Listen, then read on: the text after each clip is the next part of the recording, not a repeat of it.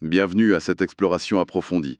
Aujourd'hui, on va regarder d'un peu plus près des passages d'un livre qui a fait pas mal parler, Digital Minimalism de Cale Newport. L'idée, c'est quoi? C'est d'en tirer les pépites, hein, les idées clés pour nous aider peut-être à mieux naviguer dans ce monde numérique qui nous entoure. Oui, et le point de départ de Newport, je trouve ça résonne avec ce que beaucoup de gens vivent aujourd'hui, ce sentiment un peu d'épuisement, quoi. D'être tout le temps sollicité, presque submergé par nos écrans, nos applis. C'est ça, il y a cette impression un peu tenace que nos outils, ils finissent par nous contrôler plus qu'autre chose. L'écrivain Andrew Sullivan, il avait eu cette phrase très forte dans un essai: «J'étais un être humain». C'est un peu ça, cette perte d'autonomie, ce sentiment que notre attention est toute fragmentée. Exactement ça. Cette sensation un peu diffuse mais bien réelle, qu'il y a un truc qui nous échappe dans notre propre vie. Alors, comment on fait? Comment on reprend un peu les commandes? Le livre de Newport, il fait pas que décrire le problème, il propose aussi une philosophie en fait, et des stratégies très concrètes. Tout à fait. Donc l'idée aujourd'hui, c'est de décortiquer ça ensemble, ces propositions, en se basant vraiment sur les extraits qu'on a, pour voir ce que ça pourrait vouloir dire concrètement, vivre mieux avec moins de technologie. Alors, commençons par le diagnostic. Ce malaise, cette fatigue numérique, c'est pas juste une impression, quoi. Newport y pointe une ironie assez troublante, non? Ah oui, On va sur Facebook, mettons. Au départ, c'est pour garder le contact avec des amis qui sont loin. Et puis, on se retrouve incapable d'avoir une vraie discussion avec la personne qui est assise juste en face de nous. c'est terrible ça. C'est cette déconnexion un peu paradoxale et cette sollicitation permanente. Ça use à la longue. Absolument. Et Newport insiste bien, c'est pas juste un accident de parcours, une conséquence malheureuse, non, c'est le résultat d'un système qui est pensé pour ça. Il s'appuie sur des témoignages comme celui de Bill Maher, ou même d'insiders comme Tristan Harris qui bossait chez Google. Ah oui, l'éthicien du design. Voilà, c'est ça. Et ils décrivent ce qu'on appelle l'économie de l'attention. Maher, il y va pas de main morte. Il compare les géants du web à des producteurs de tabac en t-shirt. Ah ouais, quand même. Oui, l'idée c'est qu'ils vendent un produit conçu pour nous rendre accros. C'est fort, mais ça fait réfléchir. Cette analogie, elle est percutante. Ça suggère qu'il y a une vraie intention derrière, que c'est pas neutre du tout comme conception. C'est exactement ça. Et Tristan Harris, lui, il utilise une autre image qui parle bien. Nos smartphones, c'est comme des machines à sous qu'on a dans la poche. Des machines à sous. Oui, chaque notification, chaque fois qu'on fait défiler l'écran à l'infini, tout ça, c'est pensé pour qu'on reste le plus longtemps possible sur la plateforme. Le but premier, c'est pas forcément de nous rendre service, mais de capter notre attention. C'est ça leur matière première en quelque sorte. Et c'est là que ça devient super intéressant. Comment ils font concrètement pour nous fermer comme ça? Newport, d'après ce qu'on lit, il décortique les mécanismes psychologiques derrière tout ça. Il y en a deux principaux qui sont exploités à fond.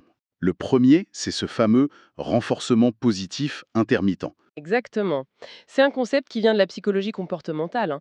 Pensez aux notifications, les likes, les commentaires. Oui, Ça n'arrive pas de façon régulière, prévisible. Non, c'est intermittent, c'est aléatoire. Et c'est justement ça, ce côté imprévisible, qui rend le truc si puissant.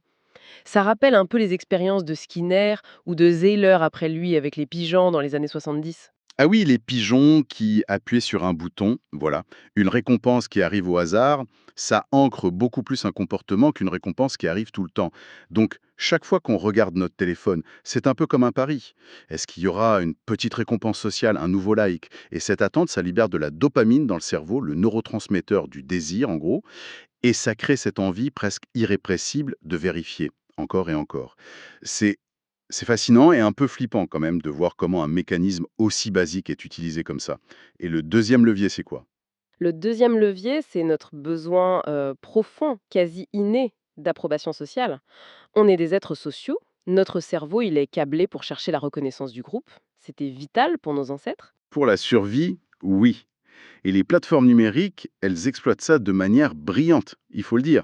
Les likes, les partages, les commentaires positifs, tout ça, c'est des signaux d'approbation. Tristan Harris, il souligne même un truc intéressant. Des fonctions qui ont l'air juste pratiques, comme le fait de taguer automatiquement les visages sur les photos. Oui, ça paraît utile. Ça a demandé des investissements énormes en IA. Mais pourquoi? Pas d'abord pour nous faciliter la vie. Non, c'est surtout parce que chaque tag, ça génère une notification, ça sollicite la personne taguée, ça crée une nouvelle occasion d'avoir une pépite d'approbation sociale, et hop, ça ramène l'utilisateur sur la plateforme. Ah d'accord.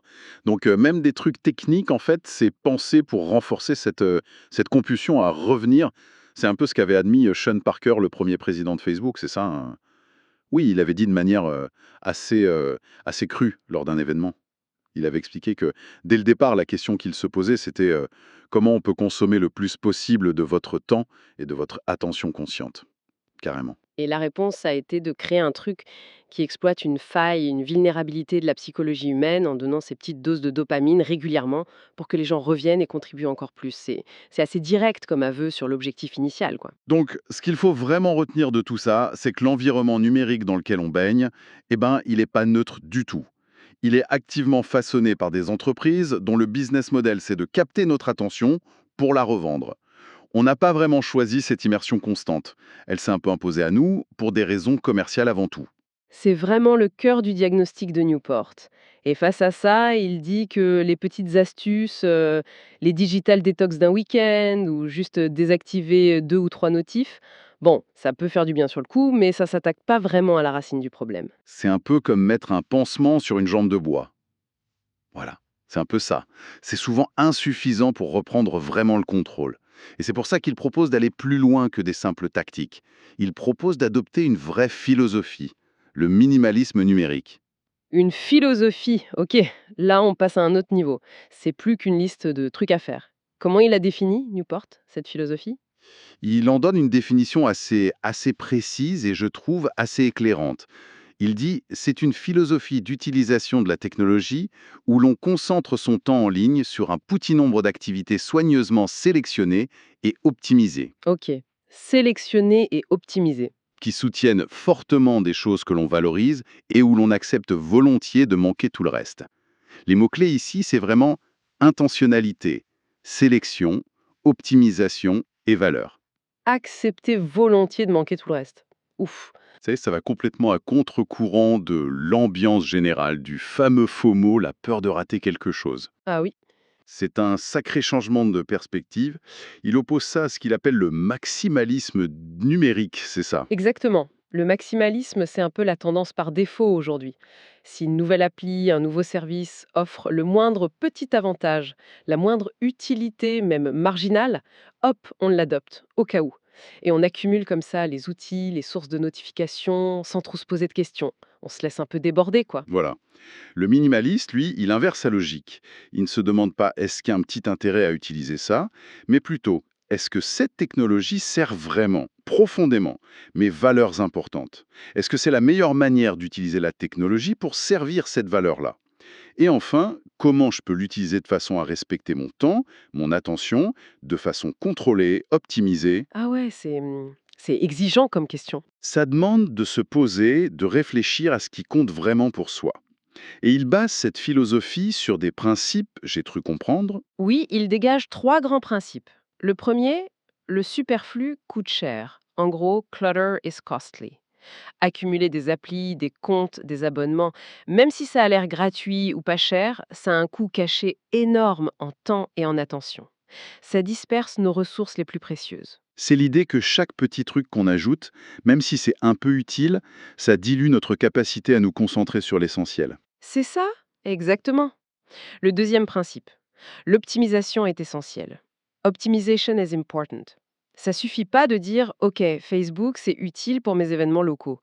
Il faut aussi réfléchir à la façon de l'utiliser pour en tirer le maximum de bénéfices avec le minimum d'inconvénients. Ah, la loi des rendements décroissants. Précisément, utiliser Facebook 5 minutes par semaine de façon ciblée pour trouver un concert ou organiser une sortie, ça peut être très rentable en termes de valeur obtenue par minute passée. Mais passer 50 minutes par jour à scroller passivement le fil d'actu, bah, la valeur ajoutée par minute supplémentaire diminue très vite, alors que les coûts en attention, eux, restent élevés. Ok, identifier l'outil, puis optimiser son usage. Logique. Et le troisième principe, ça a l'air lié à la satisfaction. Le troisième, c'est que l'intentionnalité est gratifiante en soi. Intentionality is satisfying. Le simple fait de choisir consciemment ses outils, de définir ses propres règles d'utilisation et de s'y tenir, ça procure un sentiment de contrôle, une satisfaction qui est bonne en elle-même. Pour illustrer ça, il prend l'exemple des Amish, qui est souvent mal compris. Ah oui, les amis chez la technologie.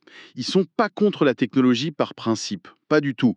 Mais ils ont un processus communautaire très réfléchi pour évaluer chaque nouvel outil. La voiture, le téléphone. Ils se demandent quel impact ça aura sur nos valeurs clés. La famille, la communauté. Ils pèsent le pour et le contre avant de décider s'ils adoptent, s'ils rejettent ou même s'ils adaptent l'outil à leur manière. Et ce processus, cette démarche intentionnelle, c'est une source de force pour eux. Même si de l'extérieur, leurs choix peuvent paraître radicaux. Cet exemple est super intéressant. Ça montre que le minimalisme, c'est pas forcément le rejet total, mais une sélection basée sur des critères clairs, sur des valeurs.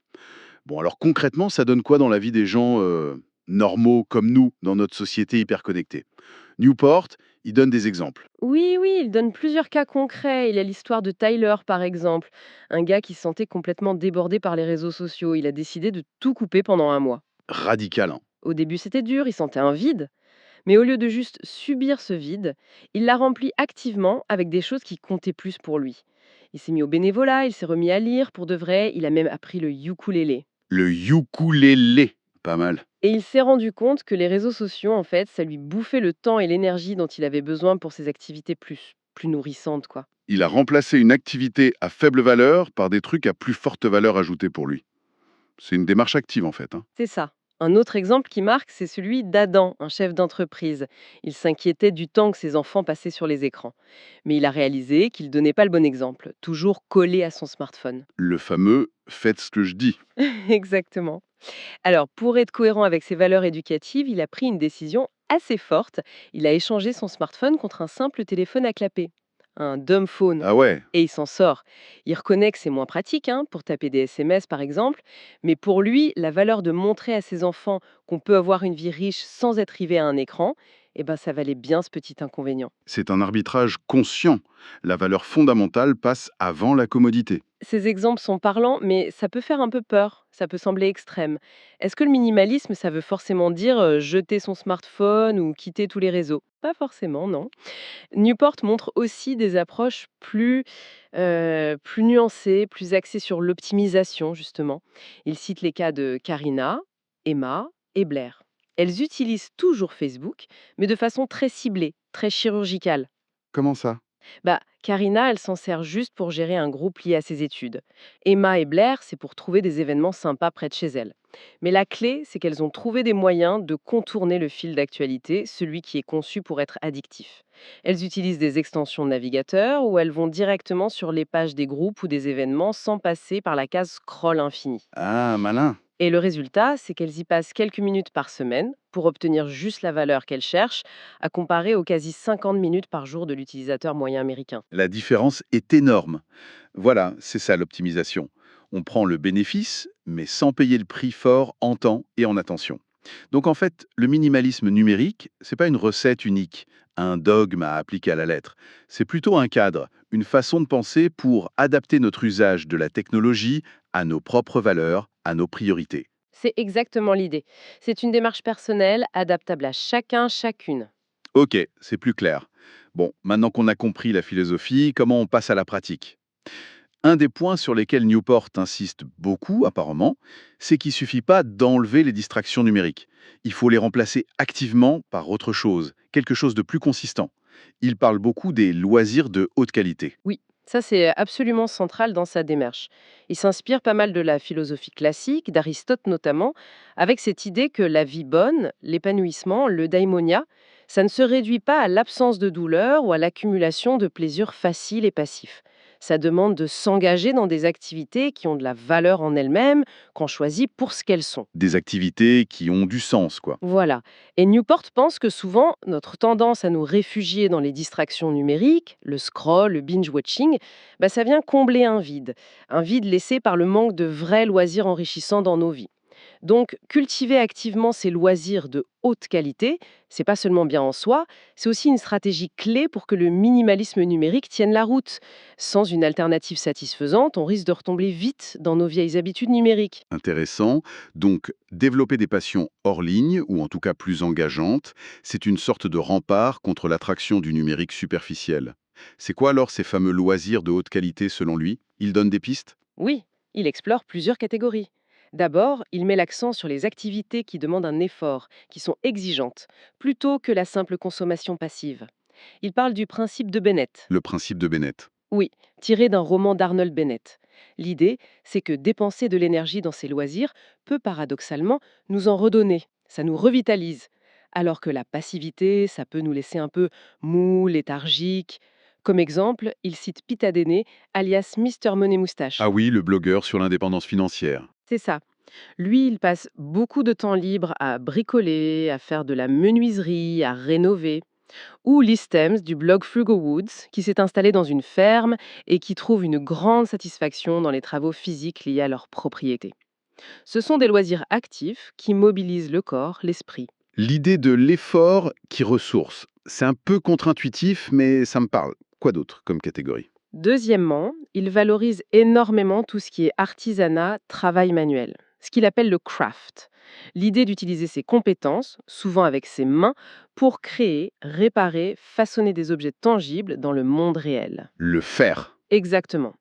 Il s'appuie sur des gens comme le menuisier Gary Rogowski ou le philosophe mécanicien Matthew Crawford. Ah oui, l'éloge du carburateur, excellent livre. Primal, qu'on retire de l'usage de nos mains pour interagir avec la matière ou pour produire quelque chose de concret. Ça peut être la cuisine, le jardinage, la poterie, tricoter, jouer d'un instrument. Même coder quand ça mène à un résultat tangible. Ce sont des activités qui nous ancrent dans le réel et qui font appel à des compétences souvent un peu oubliées à l'ère de l'info abstraite. Ce besoin de faire, de créer avec ses mains, c'est vrai que ça résonne fort. Et il y a une troisième catégorie, plus tournée vers le lien social. Voir du monde, mais de participer à des activités structurées qui favorisent des interactions sociales riches, intenses et si possible en face à face. Il oppose ça aux interactions souvent un peu superficielles et fragmentées qu'on peut avoir sur les réseaux. Ok, et comme exemple, il donne quoi? Il cite par exemple la popularité des jeux de société modernes, un peu complexes, qui demandent de la coopération, de la stratégie. Il parle d'un café de jeu à Toronto, Snakes and Lats, ou alors le phénomène du fitness social, les groupes d'entraînement comme F3 le matin ou les communautés CrossFit. Ces groupes, ils développent souvent leurs propres rituels, leur langage, un fort esprit de groupe. Ça crée du lien social très fort autour d'une activité commune. Donc des interactions qui ont de la substance, qui créent du vrai lien à travers une activité partagée. Ce qui est intéressant, c'est que la technologie, elle n'est pas forcément bannie de tout ça en fait. Non, absolument pas, et c'est important de le souligner. La technologie peut être une super alliée pour faciliter ses loisirs de haute qualité. On peut utiliser Internet pour trouver un club de tricot, apprendre la guitare sur YouTube, organiser une rando avec une appli de messagerie, trouver des partenaires de jeu en ligne avant de se voir en vrai. C'est un outil au service du loisir. Exactement. Le but du minimalisme numérique, c'est pas de rejeter la technologie en bloc, c'est de la remettre à sa juste place. Un outil au service de nos valeurs, de nos objectifs, qu'elle soit un moyen, un support, mais pas la finalité ou la source principale du loisir lui-même. Le cœur du loisir de qualité, il reste souvent ancré dans l'effort, le tangible ou l'interaction réelle. D'accord. Donc cultiver ses loisirs de remplacement, c'est une partie de la solution. Mais Newport propose aussi une posture plus active. Plus active face aux sollicitations. Il parle de rejoindre la résistance à l'attention. Ça sonne un peu combatif, hein. Oui, le terme est choisi, hein. C'est l'idée qu'il faut reconnaître qu'on est face à des forces commerciales puissantes, cette fameuse économie de l'attention, qui cherche activement à saper notre capacité à nous concentrer, à diriger notre propre attention là où on le souhaite.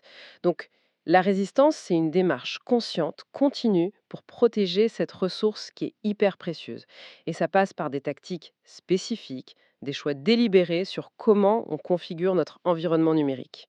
Et c'est quoi ces tactiques de résistance concrètes? Alors, une des plus radicales, mais qui est souvent très efficace d'après lui, c'est de supprimer les applis des réseaux sociaux de son smartphone. Carrément les désinstaller? Oui, il considère le smartphone comme le cheval de Troie principal de l'économie de l'attention. C'est l'appareil qui nous rend vulnérables aux notifs, aux scrolls compulsifs, n'importe quand, n'importe où. En retirant les applis natives, Facebook, Insta, Twitter, TikTok, on réduit énormément leur pouvoir d'attraction. Ça ne veut pas dire forcément quitter ces services, attention, on peut toujours y accéder, mais de façon plus intentionnelle, moins souvent via un navigateur web sur un ordinateur par exemple. C'est enlever la tentation de la poche, en somme. Une autre idée, c'est de rendre nos appareils moins polyvalents, moins couteaux suisses. Exactement. Transformer nos appareils, surtout nos ordis, en outils plus dédiés à une tâche. Ou en tout cas, limiter drastiquement les possibilités de distraction. Newport recommande d'utiliser des logiciels qui bloquent les sites web et les applications, comme Freedom, mais il y en a d'autres. Et surtout, il suggère d'inverser la logique habituelle. C'est-à-dire, Au lieu de bloquer ponctuellement les distractions quand on a besoin de se concentrer, il préconise de bloquer par défaut tous les sites et applis qui ne sont pas essentiels pour le travail ou la tâche en cours, et de n'autoriser l'accès aux distractions que sur des créneaux horaires bien définis, choisis à l'avance de manière intentionnelle. On passe d'un régime où tout est permis sauf exception à un régime où tout est interdit sauf exception planifiée. ah ouais, c'est une discipline assez sérieuse. Ça demande une vraie volonté au début, j'imagine. Et pour notre consommation d'infos, c'est aussi une source énorme de distraction numérique. Là, Newport plaide pour une approche slow media, un peu comme le slow food. Ok, ralentir. Oui, rompre avec le cycle un peu anxieux et compulsif de la vérification constante des actus, des breaking news, des fils d'infos qui n'arrêtent jamais. Comment? En privilégiant la qualité sur la quantité et l'immédiateté. Choisir ses sources avec soin. Préférer les articles de fond, les analyses, les reportages long format, aux simples titres et notifs flash. Chercher activement des points de vue différents pour éviter de s'enfermer dans une bulle. Et surtout, consommer l'info de manière plus ritualisée, plus concentrée. Comment ça, ritualiser? Dédier des moments spécifiques dans la journée ou la semaine pour lire les nouvelles. Peut-être sur des supports moins distrayants, comme le bon vieux papier, ou via des agrégateurs de news très épurés, sans pub intrusive, plutôt que de picorer des bribes d'infos toute la journée au fil de l'eau, dès qu'une notification apparaît. Ralentir, choisir, ritualiser. Ça s'applique aussi à l'info. Et pour ceux qui trouvent vraiment que la tentation du smartphone est trop forte, il reste l'option radicale dont on parlait avec Adam. Oui, la simplification radicale de l'outil lui-même, hein. Revenir à un téléphone basique, un feature phone ou dumb phone qui sert à téléphoner et envoyer des SMS, et puis c'est à peu près tout. Ou choisir des appareils minimalistes conçus exprès pour limiter les distractions, comme le light phone. C'est une façon de couper court à la surveillance et aux sollicitations de l'économie de l'attention. C'est une option qui intéresse de plus en plus une certaine niche d'utilisateurs d'ailleurs, qui cherchent une déconnexion plus profonde. Bon, bah voilà, je crois qu'on a fait un bon tour d'horizon des idées fortes qui ressortent des extraits de Digital Minimalism. Comprendre le piège de l'économie de l'attention. Adopter une philosophie d'usage intentionnelle basée sur nos valeurs.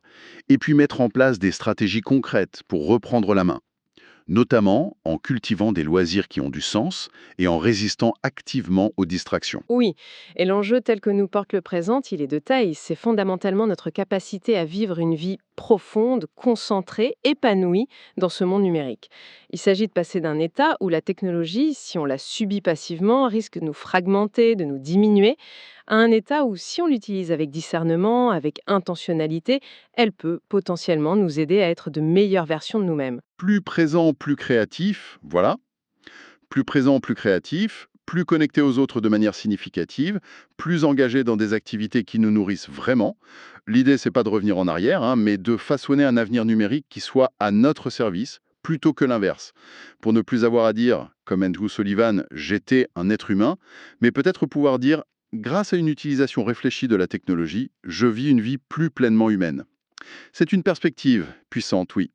Et comme souvent, après ces explorations, la question qui reste un peu en suspens pour chacun, chacune d'entre nous, c'est et maintenant, par où on commence, individuellement? Quelle serait la toute petite action concrète, inspirée par tout ça, qu'on pourrait faire dès aujourd'hui ou demain, pour juste amorcer un petit changement? Un pas vers une vie numérique peut-être un peu plus intentionnelle, un peu plus alignée avec ce qui compte vraiment pour nous? Voilà, c'est une piste de réflexion à emporter avec soi.